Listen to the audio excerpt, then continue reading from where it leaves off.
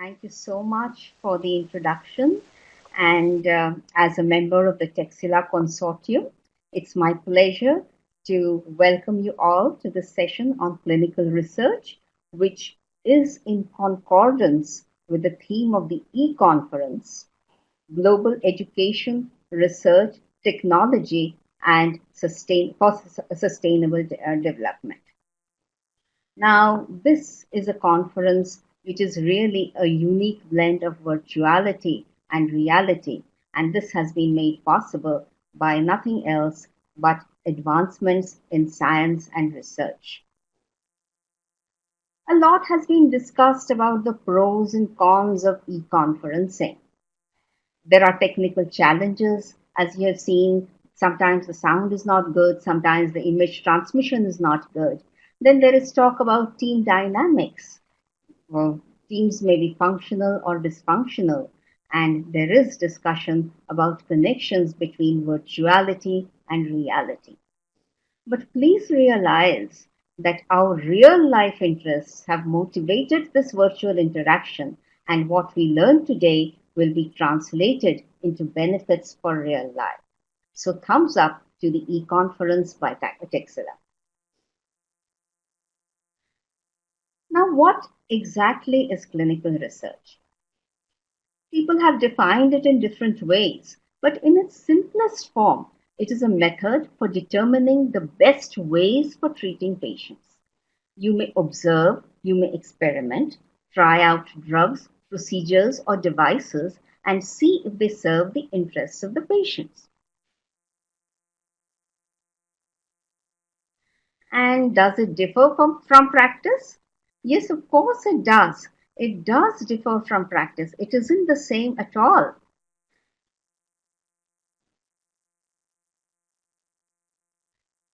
What do you do in practice? In practice, you chalk out treatment plans which are based upon existing evidence or experience. While in clinical research, you start with a hypothesis or belief and conduct a study to test the validity of that belief. It's an experiment in which you are exploring the unknown. As you go into the world of the unknown, there are, of course, lots and lots of questions which relate to the conduct of your research. Is it necessary? Is it ethical? Safe? What are the costs? And finally, who will be the beneficiary? There are no simple answers to these questions. And in fact, I tried Googling this, ethics of clinical research, and I've shown you a small screenshot of what I got. And you can see that just putting in a query of ethics of clinical research, you get 29300,000 results in 0.5 seconds, about half a second. That is the quality of the debate on these issues. Now, medicine has been practiced since ancient times. In fact, it has existed as long as humanity has existed.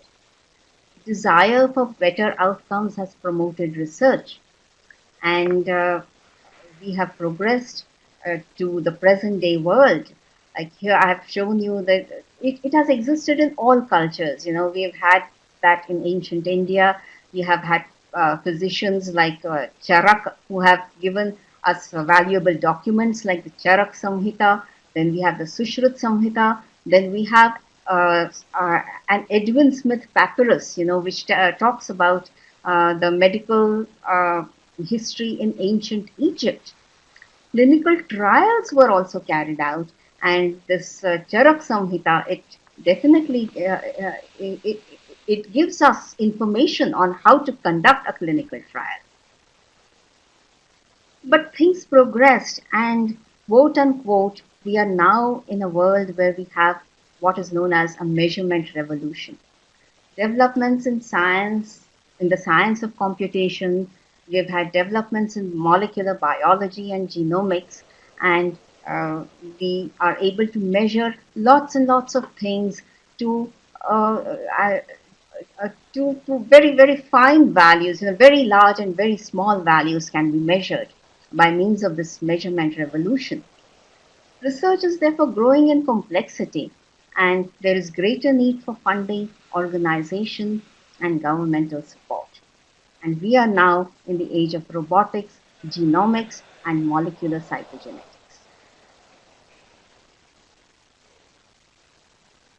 Mind boggling, isn't it? Now, going back not very long, not going back to 1986, that was the time when I first wrote a thesis. I did about 80 cases of ovarian tumors.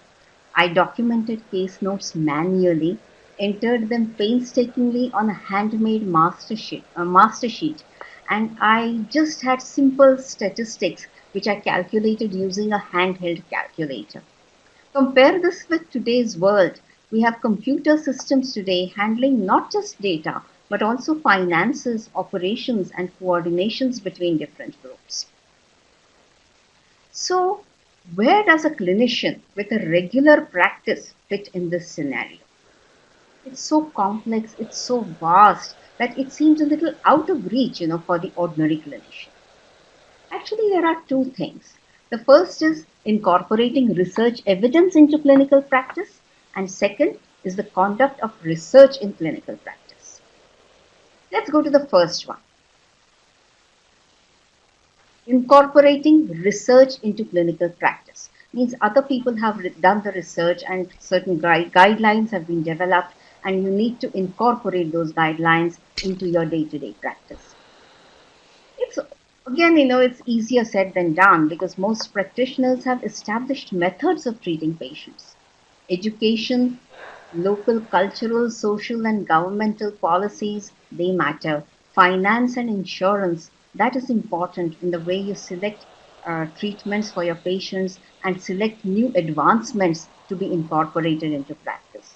It takes time for research to translate to clinical practice guidelines. One study has said that it can take about 20 years, and 20 years is a pretty long time. Physicians may lack access to guidelines, and they may feel that these guidelines are idealistic rather than realistic. For example, talking of my experience from my own practice, consider the example of the use of fundal pressure to shorten the second stage of labor. It's commonly used in many remote parts of the world. Ventures and forceps, that is a suction cup and forceps, and of course cesarean section, are accepted methods the world over, especially in the developed world. The developed world does not validate fundal pressure as a method for shortening the second stage of labor. There are no conclusive clinical trials to determine the safety or efficacy of this method. In fact, a few uh, a few small trials, they have reported abdominal bruising, they have reported massive perineal tears, mental trauma has been reported, and abdominal pain which persists way beyond the date of delivery.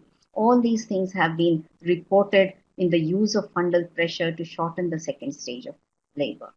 In spite of this, many traditional cultures persist in the use of fundal pressure even when instrumental delivery is available for them. So it's that hard to change established practice. Now, the second thing, that is the conduct of research in clinical practice. There are many, many difficulties in the conduct of research. Uh, like everybody knows that it's not easy. Clinicians are busy, they require time, and funding to plan a good research study. There are government rules and regulations. There are IRB, the Ethics and Research Committee bodies, and many of us, most of us, a lot of clinicians lack training in clinical research.